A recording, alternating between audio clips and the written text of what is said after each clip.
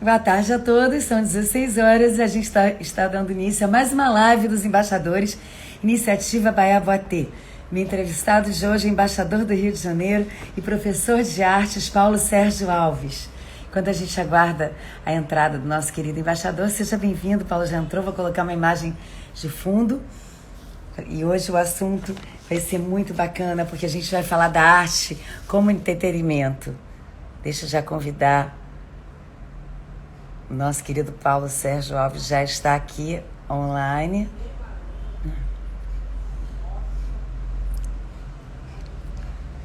Lembrando a todos que sejam bem-vindos. Olá, Bru. E convidem seus amigos nessa setinha aqui do lado para todos participarem de mais uma live dos embaixadores Iniciativa Baiaboatê. Meu nome é Viviane Fernandes, eu sou diretora de marketing da Nice Viápia. Sou vice-presidente de Relações Públicas dos Embaixadores do Rio de Janeiro e sou diretora extraordinária da BAV.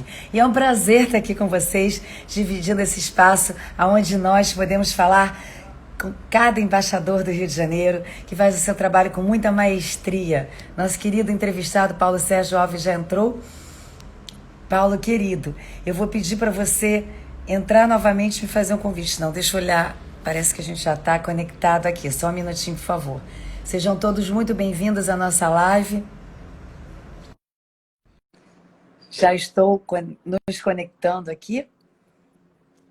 E hoje o papo vai ser incrível. A gente vai falar de arte como entretenimento. Olá, querido Paulo Sérgio, seja bem-vindo. Baiaboatê já entrou na live também. Seja bem-vindo, nosso querido Baiaboatê.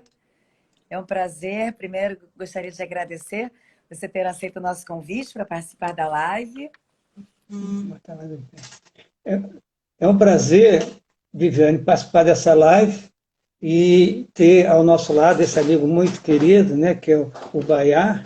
E nós vamos falar daquilo que eu mais gosto, que é sobre arte plástica, né, em especial sobre a pintura, né, tratando da obra dos grandes pintores da história ocidental de todos os tempos, né? E nós vamos começar falando sobre a pintura histórica, né? A pintura histórica foi uma pintura que surgiu na Europa, em especial na França, no século XVII, mais exatamente no ano de 1648, e é um gênero novo de pintura que surge naquele momento, e a proposta é divulgar os grandes feitos, né, dos grandes heróis a partir desse gênero de pintura, né? E, nesse momento, a pintura histórica ela adquire um status acima dos outros gêneros de pintura que eram conhecidas até então. Então, para que haja um entendimento do que é pintura histórica, vamos conhecer primeiro os outros gêneros de pinturas. Nós temos a pintura de retratos. O que é a pintura de retrato? É um gênero de pintura que o objetivo é representar a figura humana, né? E aí nós temos o século, o período da Renascença, século XIV, século XV, artistas que, a partir daquele momento, né, eles serão financiados, as suas obras, pelos os grandes mecenas, né, homens poderosos, né, que vão financiar a arte e esses artistas da Renascença. Naquele momento nós temos a igreja, né, como um grande mecenas, né, para esses artistas, né, os papas, o alto clero, temos a realeza europeia, a alta nobreza, e logo em seguida a burguesia, né, um grupo de comerciantes que vão surgir na Europa naquele momento ali na fase do Renascimento. Então, vamos ver, professor. Olha, só uma observaçãozinha aqui. Baiaboatê já entrou aqui e falou que conheceu o professor durante a pandemia com essas publicações incríveis, né, que o senhor faz diariamente de grandes pintores, né? Então, o senhor está começando já a dar uma verdadeira aula. Eu estou com muitas imagens aqui e eu só vou pedir para o senhor, conforme for passando sejam todos bem-vindos. Hoje a gente vai ter uma aula de cultura, uma aula de arte, né, com o nosso querido professor Paulo Sérgio Alves. E conforme for, professor, o senhor vai me sinalizando que eu vou passando as imagens, tá bom? Para a Tudo gente bem. continuar esse bate-papo, pode continuar. Fique à vontade, o espaço é todo seu. Mais uma vez agradecendo sua presença. Pois não. Eu te agradeço a oportunidade. Viviane, nós vamos começar, como estamos falando na pintura histórica, né, que surgiu na Europa, no século XVII, vamos começar com a primeira pintura, né, que é a pintura do Eugène Delacroix, que é a liberdade guiando o povo. É a primeira tela na sequência que você tem aí. Não, essa é a última, né? Pega lá a primeira. Então, peraí. Porque eles não Você está saltam exatamente nas... Bom, vamos lá. Isso, perfeito, perfeito. Essa tela é extremamente emblemática, né? Ela representa, né, um movimento que acontece na França em 1830, né? E tem todas as características de uma pintura monumental, uma pintura heróica, né? De atos de heroísmo do povo francês no momento da Revolução. E, por si só, ela é tão importante, Vivi, que ela daria uma aula separada, somente para descrever as características dessa pintura. É um exemplo que eu estou trazendo de pintura histórica dentro da Europa nesse momento. E temos também, já é a segunda pintura, é a pintura do Goya, né? Exatamente essa, né? Esse é o momento que ocorre a invasão napoleônica na Espanha e um grupo de rebeldes espanhóis tentam se rebelar contra aquela ocupação. Eles serão violentamente fuzilados pelo exército francês. Aí a gente vê um ato de heroísmo, né, de um rebelde espanhol com os braços abertos, né? Picasso se inspira muito nessa figura bastante emblemática desse herói espanhol criado por Goya, né? Então, esse é o tipo de pintura histórica que existe dentro da Europa.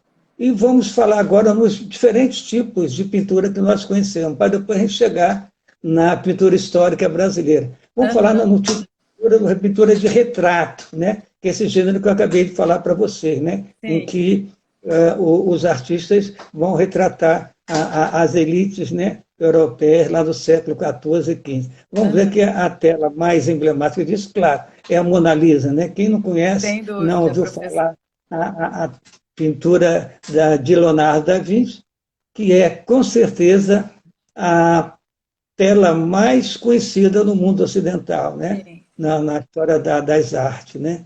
E ela está lá no museu na França, no Louvre, e que o Louvre deve abrir agora a partir de julho, né, para a exposição, e vale a pena quem tem essa possibilidade de conferir essa obra extremamente emblemática de Leonardo da Vinci. Vamos agora falar, Vivi, sobre os autorretratos, né? O que é um autorretrato? Autorretrato é quando o artista faz uma representação, uma representação de si mesmo, né? Quando o artista ele se autorretrata. É a radiografia, Vivi, que o artista faz da sua alma, né? Não é apenas um simples retrato, mas ele bota o sentimento, né? A emoção dele dentro dessa pintura. O que nós estamos vendo aí, Vivi, é a pintura de um pintor holandês do século XVII, Rembrandt, um pintor extraordinário. Ele não tem apenas pinturas de autorretrato, mas ele se autorretratou, Vivi, em vários momentos da sua vida. E é a última pintura que ele se autorretratou, e eu acho assim, de uma delicadeza, assim, que a gente percebe a intenção do artista, né, e de revelar a sua alma através da sua pintura. Rembrandt é um dos grandes pintores lá do século XVII, chamado século de ouro da pintura holandesa. E ao lado de Rembrandt, nós temos uma outra pintora também extraordinária, também no autorretrato, que é a pintora, a Frida Kahlo, né? Quem não conhece a Frida Kahlo, essa pintora extraordinária, essa mulher guerreira, que teve muito à frente do seu tempo, né, Sim, muito. Maravilhoso. na sua vida e na sua obra, né? E ela é a artista que melhor representa o autorretrato, né? Ela fez vários autorretratos. Eu acho que toda a produção pictórica da Frida está ligada ao autorretrato, né? E ela tem uma frase muito interessante que ela se define, né, no autorretrato. Abre aspas. Eu pinto eu mesmo, que é o assunto que melhor entendo, melhor conheço. Maravilhoso. Fecha aspas. Então, eu acho que é um exemplo assim muito forte, né, bem emblemático do que é o autorretrato, né, a figura belíssima de Frida Kahlo. Sim. Seguindo aí nesses gêneros de pintura, nós falamos retrato, autorretrato, vamos falar agora de natureza morta, né, que é a Sim. representação de objetos, a natureza morta é a representação de objetos inanimados. É representação, como estão vendo, de flores, vasos de flores, de frutas, de instrumentos musicais, de pratas, louças, né? E o que é mais comum nesse gênero de pintura é retratar, né, flores e frutas. E nós temos aí a pintura de Van Gogh, né? Esse pintura excepcional do período pós-impressionismo, né? É um dos pintores mais idiosincráticos que temos na história da pintura de todos os tempos, e retratou em 7 telas esse retrato de natureza morta, que são os seus famosos girassóis, né? São lindos, lindos, São lindos. lindos, são emblemáticos, né? Com certeza. E saindo da pintura de natureza morta, vamos na pintura de paisagem, né? O que nós entendemos de pintura de paisagem? A pintura de paisagem é a representação da vida ao ar livre. É a representação de cenas de montanha, de vales, rios, praias, né? Essa é a temática ligada a esse gênero de pintura que nós chamamos de paisagem. Sim. E nós temos como destaque no gênero pintura de paisagem praticamente todos os artistas da corrente do impressionismo, né? O impressionismo, como os amigos de casa conhecem, é um gênero de pintura que surgiu no final do século XIX, no ano exatamente 1874, né? E que eles retratam exatamente essa vida ao ar livre. A proposta é representar a influência da luz sobre a natureza. Por isso que todas as pinturas dos artistas do impressionismo são pintores que pintam ao ar livre, pintam paisagens, né? Nós temos aí a pintura de Monet. Essa pintura foi a que deu origem ao nome do impressionismo. O nome dessa tela é Impressões ao Nascer do Sol. E um crítico de arte, na época, vendo nessa tela, disse, isso é apenas um impressionismo. Tá? Usou alguma expressão pejorativa em relação a essa tela, e os impressionistas, então, resolveram batizar essa corrente estilística de impressionismo. E, a partir daí, ela tornou-se, né, uma das escolas mais importantes da pintura que maravilha, professor. O professor Baiá Boatê está até colocando aqui que o professor é uma enciclopédia viva. Conta informação e esclarecimento.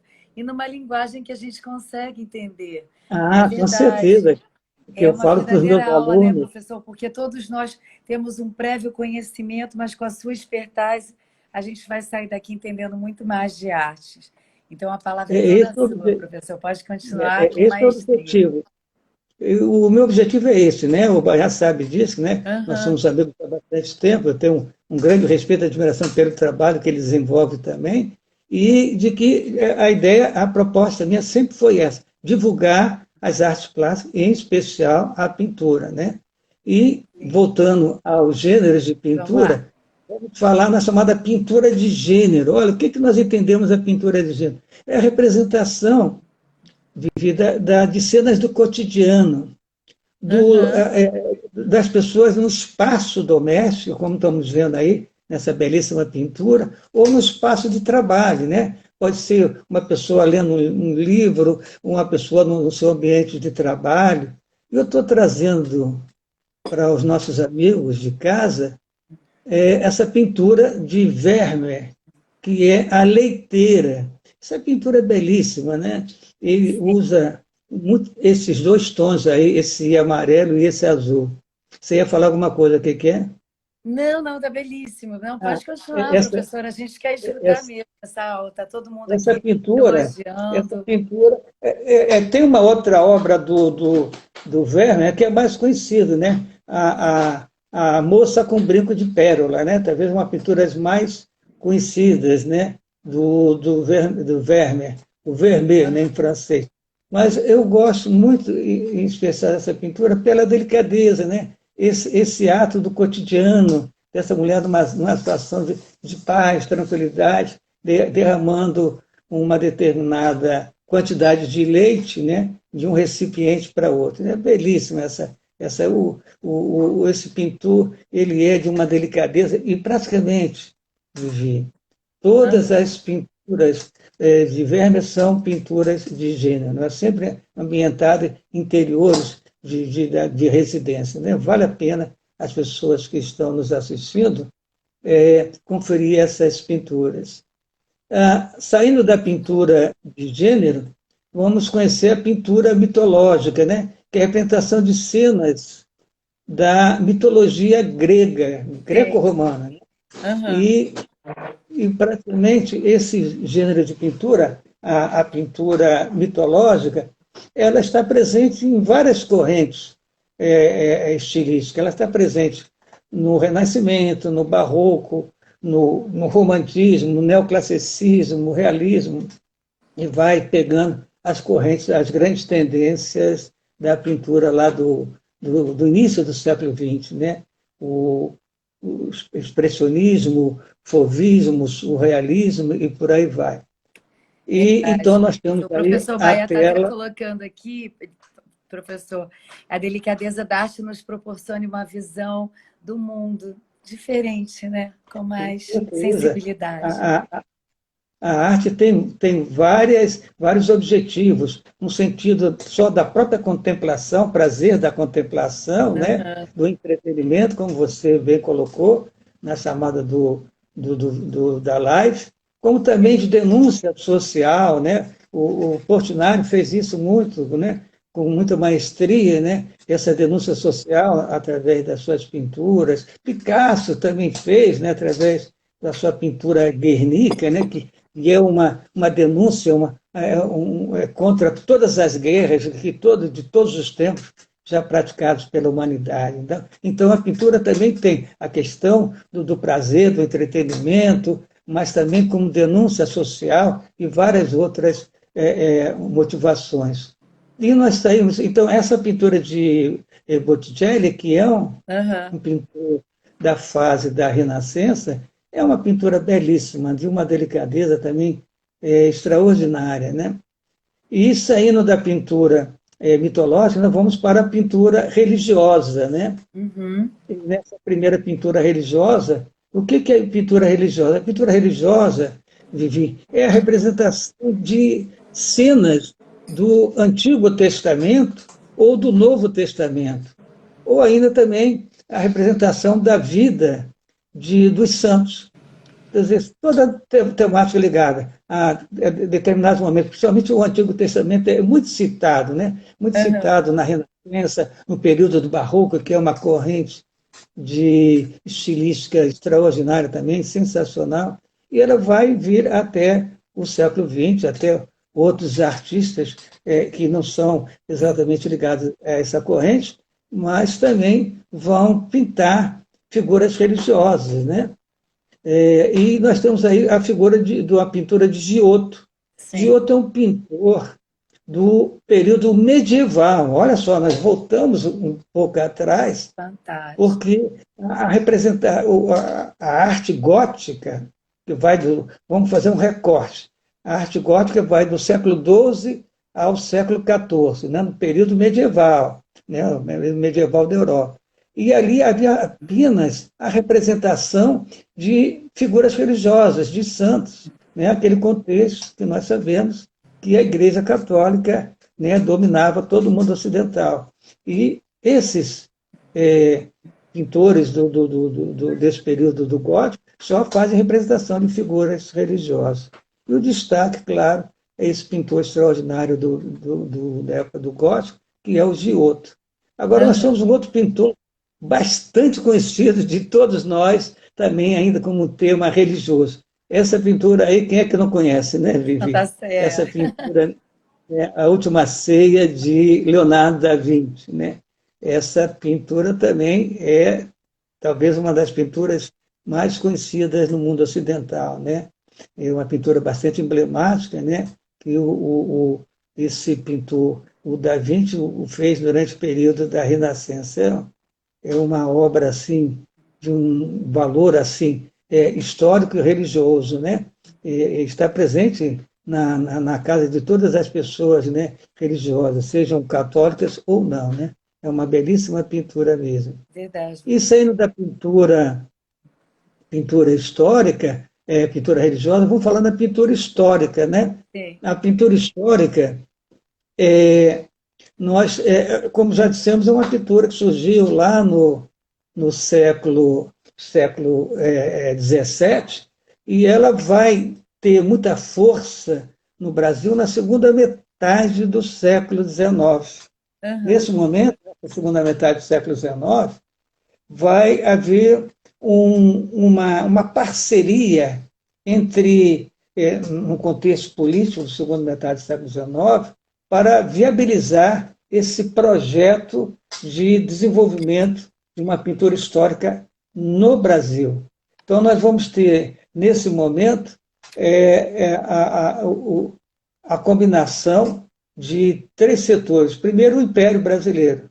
Dom Pedro II tinha interesse em que o Brasil, nesse momento, fizesse parte do concerto das grandes nações europeias, né? E para fazer parte, né, desse seleto grupo das grandes civilizações europeias, e o Brasil, a proposta do Brasil é entrar através da pintura, né? Nós vamos ver a presença de dois pintores importantes nesse momento, que é a pintura de Vitor Meireles e depois, mais adiante, a pintura de Pedro Américo. Mas esses dois pintores vão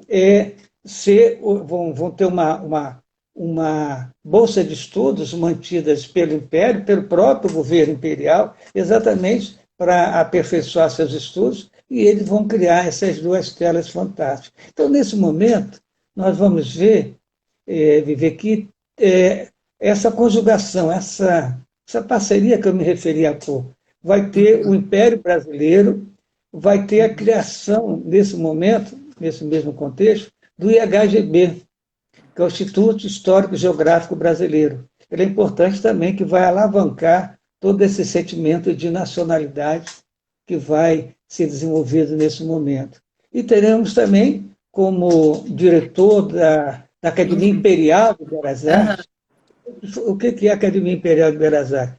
A Academia Imperial de Belas Artes é o que é hoje a Escola Nacional de Belas Artes, ou melhor, não é mais a escola, hoje é Museu Nacional de Belas Artes.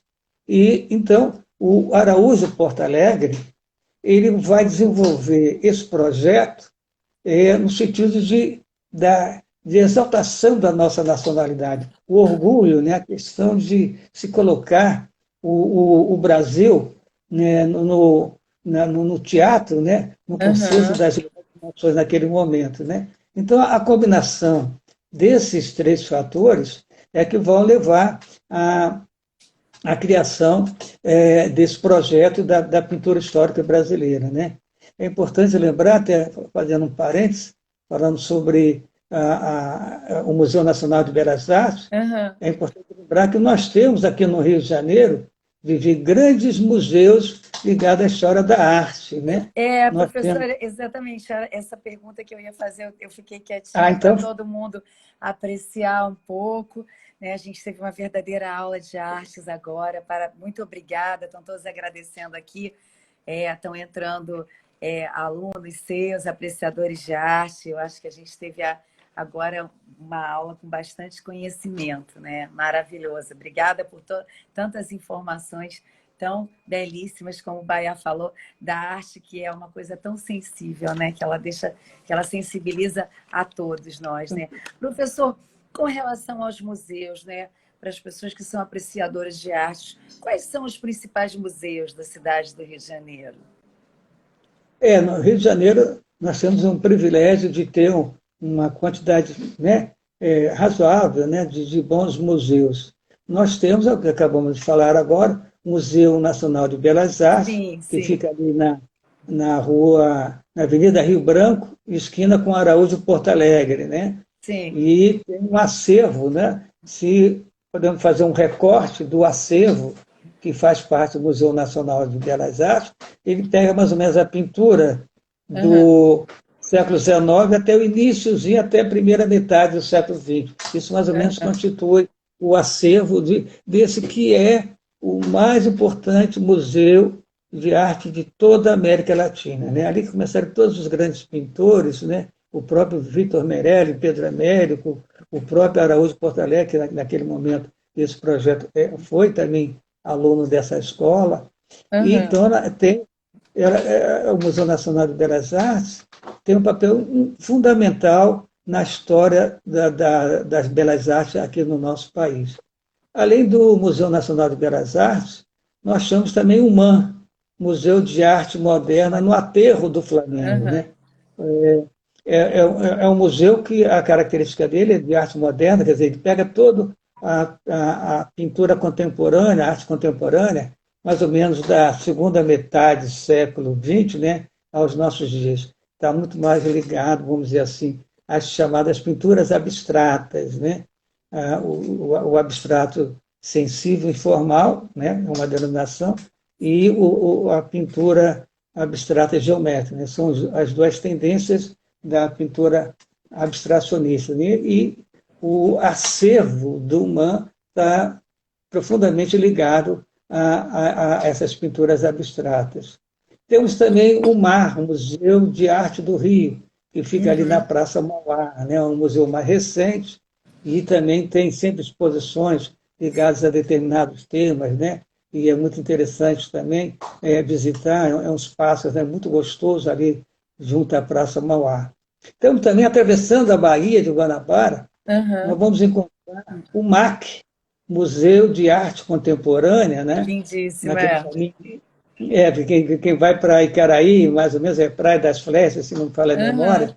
Sim. E, além do acervo, o nome já está dizendo, de arte contemporânea, eles também têm uma arquitetura. O visitante vai ser brindado com uma arquitetura extraordinária, que o projeto desse museu é do Oscar Niemeyer. Né? Então, sim, maravilhoso, é um projeto lindíssimo. muito lindo mesmo, vale a pena conferir também. Ou seja, professora, a gente tem uma verdadeira rota cultural de museus no Rio de Janeiro, né?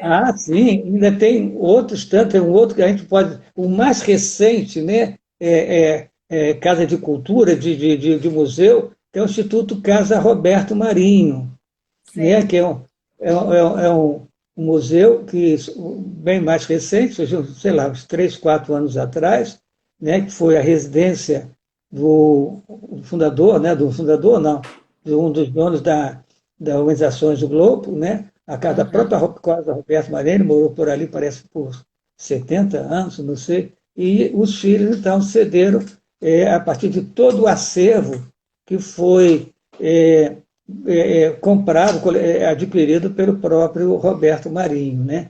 E é um acervo que tem um recorte também específico, né? Ele trabalha, a Casa Roberto Marinho trabalha com pinturas que vai mais ou menos da década de 30 do século passado, mais ou menos 1930, até mais ou menos 1970, 1980. Aí pega todos os pintores brasileiros, são pinturas belíssimas, é um local muito agradável, tem um bom jardim, que é o jardim original da família, tem Sim. um coffee break no local, uma cafeteria, melhor dizendo, Aham. e, e vale a pena conferir essa coleção que o Roberto Marinho, né, a Casa Roberto Marinho, proporciona a todos nós, né, brasileiros e estrangeiros. E, fechando tudo isso, temos o Centro Cultural Banco do Brasil, que Sim. sempre expõe, traz exposições, né, de fora, né, do exterior, já trouxe dos impressionistas e traz de outros tantos artistas consagrados no exterior. É considerado, né, o Centro Cultural Banco do Brasil um dos mais importantes, é um dos centros mais visitados do mundo, o Centro Aham. Cultural Banco do Brasil do Rio de Janeiro. É uma referência em termos culturais aqui na cidade do Rio de Janeiro. Né? Então, nós temos aí Maravilhoso, essa professor. relação de pintores, né, das diferentes espaços de arte aqui na cidade do Rio de Janeiro. Sim, professor, Baiabatê está perguntando sobre as exposições temporárias, né, nos centros culturais gratuitos que acontecem também. Essas exposições elas acontecem em todos esses espaços, né? Em todos esses museus. A entrada para estudante é gratuita, né? Tem determinados dias da semana que acontecem visitas guiadas, né? Sempre tem alguém do museu para explicar de tela a tela. De vez em quando levo meus alunos ao Museu Nacional de Belas Artes e vou explicando cada pintura, né? Cada tela que aparece diante de nossos olhos. Né? É um passeio assim que é extraordinário, uma possibilidade incrível, né? De conhecer a história do nosso país a Sim. partir, claro, dos nossos grandes pintores. Né? Mas todos esses museus, todos eles trabalham com ingresso gratuito, né? Entrada gratuita para os nossos alunos. Os idosos, né, acima de 60, 65 anos também não pagam, e as pessoas pagam um valor simbólico. Né? Eu acho que o valor que se paga é tão pequeno diante daquilo que a gente vai ver ali dentro. É assim, Com certeza, eu me sinto tão professor. bem dentro do espaço, dentro de um museu, assim, respirar aquele ar, assim, é uma coisa assim que a gente é difícil de acreditar. É o lugar onde eu melhor me encontro, com certeza, dentro de um museu. Né? Você pode ter certeza disso. E Maravilhoso. vamos então falar sobre esses dois pintores brasileiros. Né? Vamos Uhum. falar primeiro do Vitor Meirelles, sobre a primeira missa no Brasil. Uhum. Essa tela, a primeira missa do Brasil, é anterior não sei como é que está a sua sequência aí. Uhum. É o grito de independência. Vamos passar para isso, perfeito, perfeito. Né? Uhum. Essa pintura, Uhum. Viviane, ela está presente em todos os livros didáticos. Né? Quem é que não, né, passando pelo ensino fundamental e médio, não, quando estudou história do Brasil, né, as grandes navegações e a descoberta do Brasil, não conheceu essa pintura do Vitor Meirelles, da primeira missa no Brasil. É uma pintura, né, que tem uma relevância que vem até os dias de hoje. Ela não é apenas importante no sentido lá do século XVI, momento que foi, perdão, no momento que foi feita na segunda metade do século XIX, mas Uhum. ela está presente até os dias de hoje e é uma referência iconográfica fundamental para as gerações de hoje e as gerações futuras. Né? Uma pintura extremamente emblemática sobre essa representação desse primeiro momento do Belíssimo. encontro, né, do português, dos navegadores portugueses, com os nativos brasileiros. Né? Uhum. Essa pintura ela tem, se vocês observarem, o centro emocional da pintura, o centro Uhum. emocional é o ponto mais importante da pintura. O centro Uhum. emocional é a figura da cruz, né? O símbolo do cristianismo, a figura do Frei, que está celebrando a missa, né? Frei Henrique de Coimbra, e mais abaixo um franciscano que está ajudando na celebração da missa. Então, aí nós temos a representação mais simbólica. Não é por acaso que Vitor Meireles dá uma luz especial em cima dessas figuras, porque é o que nós chamamos em pintura de o centro emocional da pintura, né? E em torno aparecem assim, outras figuras religiosas, os elementos que fazem parte da expedição de Cabral, assistindo à celebração, e mais abaixo nós encontramos um grupo de índios, né, que se encontram em posições diferentes, né? Tem de pé, tem de costas, né?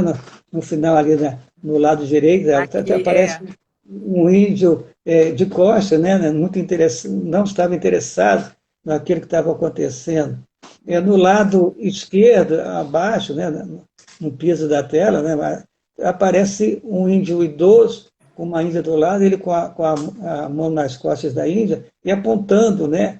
É claro que ele estava fazendo a leitura dele a partir da sua cultura, daquilo que ele estava percebendo do que estava acontecendo naquele momento, né? E outros índios, todos assistindo, tem uma índia amamentando o seu filho. É importante lembrar uma curiosidade em relação a essa tela, Vivi, que ela foi pintada na França, foi pintada em Paris, exatamente no momento que o Vitor Meireles estava usando, né, a sua bolsa de estudos, né, concedida pelo governo imperial. E ele teve o cuidado de pesquisar. E a fonte principal para informar, né, produzir essa tela será a carta de Pero Vaz de Caminha. Né? Todos já ouviram falar que, né, Pero Vaz de Caminha, né, escreveu aquela carta ao rei de Portugal, comunicando a descoberta das novas terras, e é chamada, né, a certidão de batismo do Brasil. E, para produzir essa tela, o Meireles, então, teve por base a carta de Pero Vaz de Caminha. Né? Então, nós observamos que aí do lado direito acima tem todo o grupo dos homens brancos, que estão no lado direito, junto ao mar, né? Mostrando a proximidade com o litoral, e abaixo, então, estão todo o grupo de índios. Né? É uma tentativa, Vivi, de representar, mostrar que, nesse momento, houve um encontro amistoso, amigável, entre essas duas culturas. Né? Essa pintura procura mostrar que esse encontro dessas duas civilizações se faz de uma harmonia extraordinária. Incrível, sabe, né? Que no decorrer do tempo essas coisas não vão acontecer. Batendo palma aqui, eu também vou bater palma aqui, porque é uma história, é a história do nosso país, e é tão... É verdade, a gente para observar em todos os detalhes, a gente tem um pouco da nossa história nesse quadro, né, professor? Com certeza. E se a gente puxar essa relação do homem branco, essa tentativa de mostrar uma relação, um encontro de duas culturas de uma forma amistosa, nós temos que lembrar hoje que, infelizmente, esses grupos indígenas estão sofrendo, né, uma violação, uma violência por parte do homem branco, né? Infelizmente, até os dias atuais. Mas, então, essa foi a ideia, né, de retratar o encontro de duas culturas e de uma forma harmônica e amistosa. Saindo sim, essa pode parecer para nós que ela só tem uma representação lá atrás, apenas lá a partir do descobrimento do Brasil. Mas tem outros momentos, tem um momento em que, na história do nosso país, no governo Vargas, né, que foi o presidente, né, Getúlio Vargas, que governou na primeira fase de 1930 e 1945, no segundo momento do seu governo, de 1937 a 45, a sua fase mais autoritária do governo, fechou o Congresso, impôs uma outra Constituição, acabou com a liberdade de imprensa, fechou os partidos políticos e tal.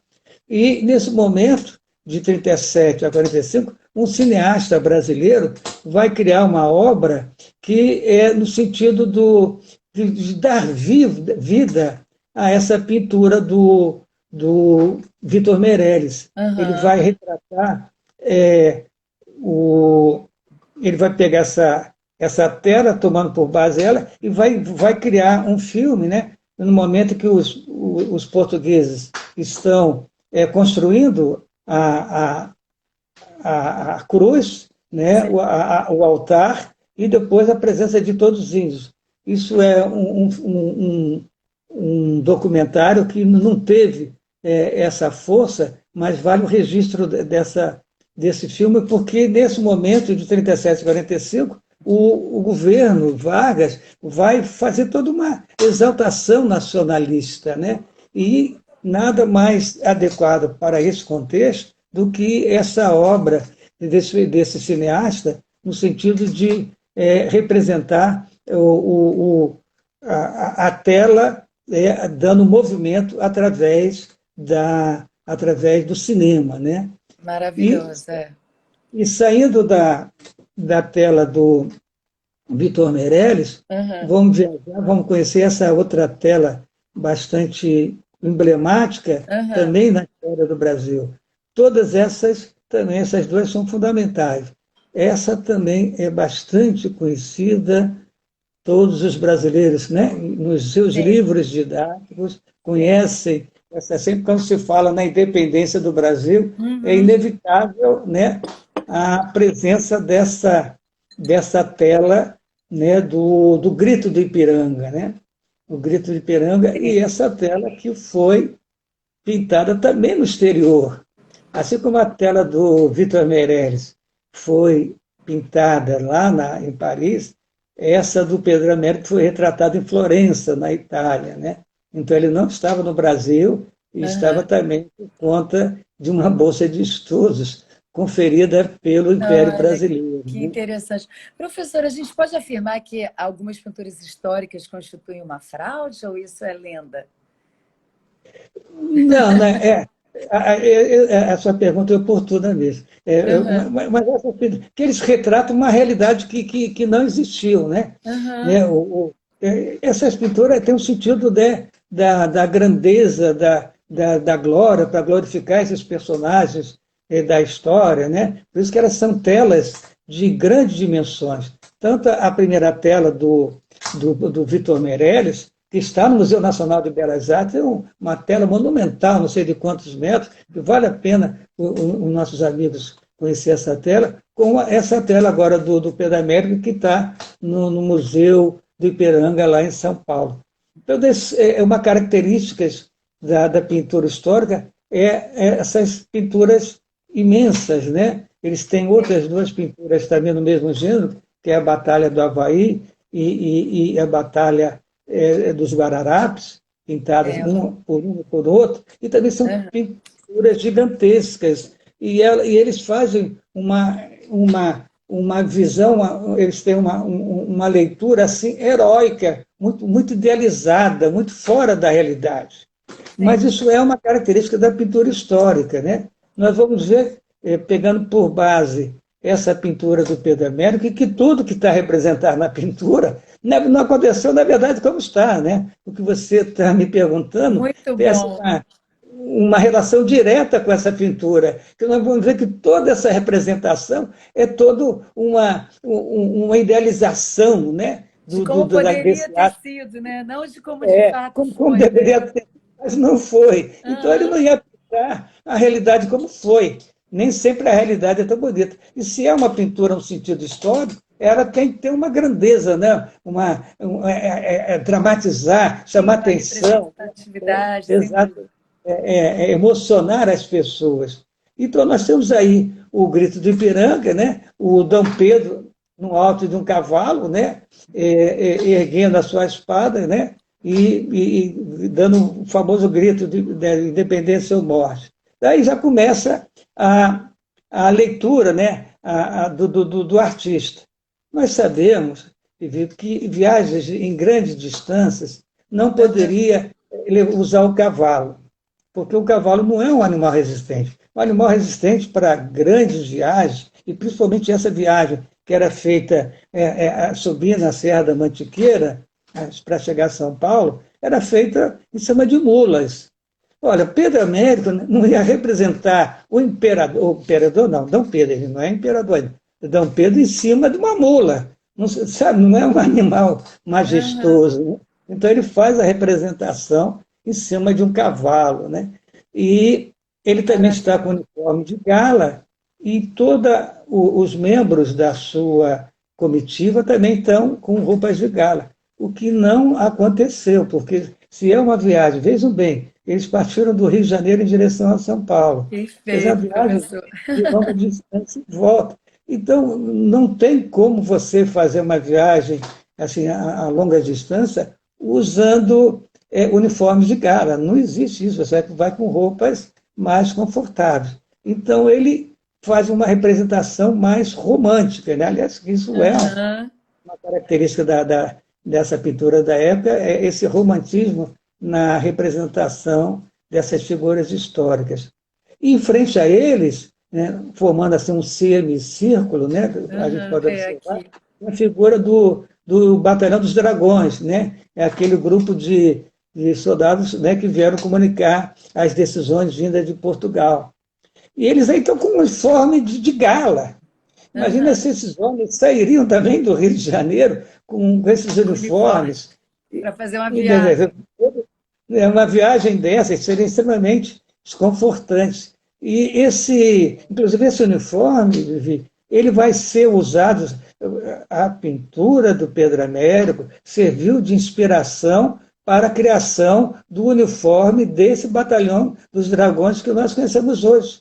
Sempre que acontece a, a, o desfile de 7 de setembro, quem abre o desfile de 7 de setembro são o Batalhão dos Dragões de Independência, montado em cavalos e com esse uniforme de gala. Mas é um uniforme de gala que surgiu depois, baseado nessa. É um uniforme realmente muito bonito, inspirado, né, nessa pintura do Pedro Américo.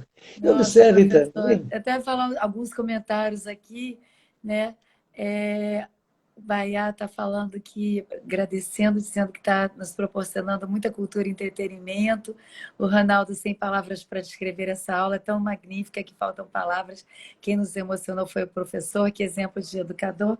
Depois o senhor vai poder ver os comentários, mas está todo mundo realmente apaixonado, que a gente olha uma pintura dessa e aí o senhor falando dessa riqueza de detalhes, a gente entra dentro dessa pintura de uma É forma verdade. tão incrível que é inexplicável, assim, é uma sensação muito especial. Mas o senhor pode dar É, continuidade, que a gente está tendo uma Sim, aula magnífica aqui. e essa é a ideia mesmo, né? Você disse a palavra certa. Nós estamos entrando na pintura, nós estamos participando, fazendo parte dela, né? Como tivéssemos assim agachadinho, assim como tem assim ali do lado esquerdo tem uma carroça de boi e ao lado tem um cidadão, né? Um carroceiro, que é um cidadão do povo, né? Um brasileiro e está Aham. olhando espantado, sem entender nada que está acontecendo ali. Vamos imaginar que nós estamos.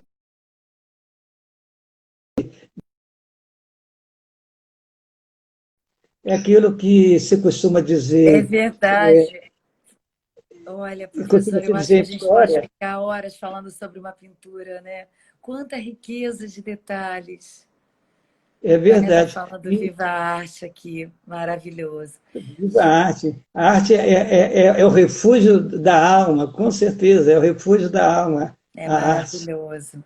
Professor, E a gente está tendo uma aula tão incrível, tão maravilhosa, que a gente queria até agradecer. Baia está falando parabéns. A gente só tem mais 10 minutinhos no Instagram, infelizmente. Mas eu depois é, gostaria de convidá-lo para a gente continuar a falar dessas obras magníficas. Eu acho que estamos todos aqui extasiados de tanta cultura, tanta informação, de de tantas coisas boas, né?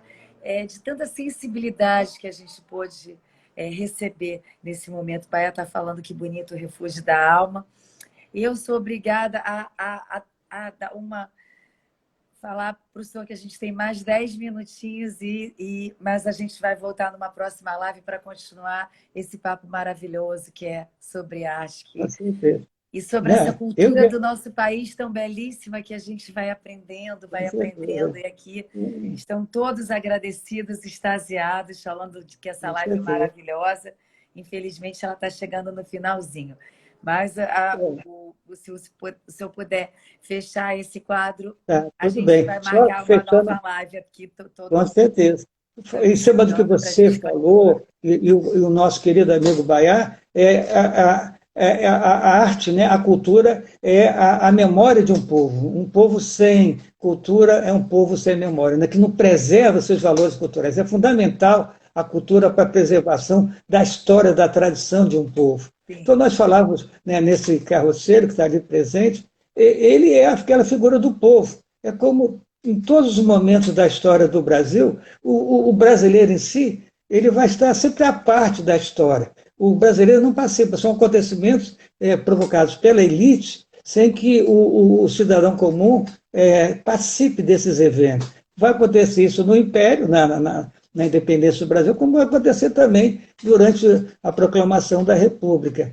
E tem um outro, os dragões que estão nesse semicírculo em frente a Dom Pedro, eles estão montados em cavalos belíssimos. Esses cavalos puro sangue, evidentemente, não poderiam estar em cima de mula como está a comitiva de Dom Pedro. Maravilhoso.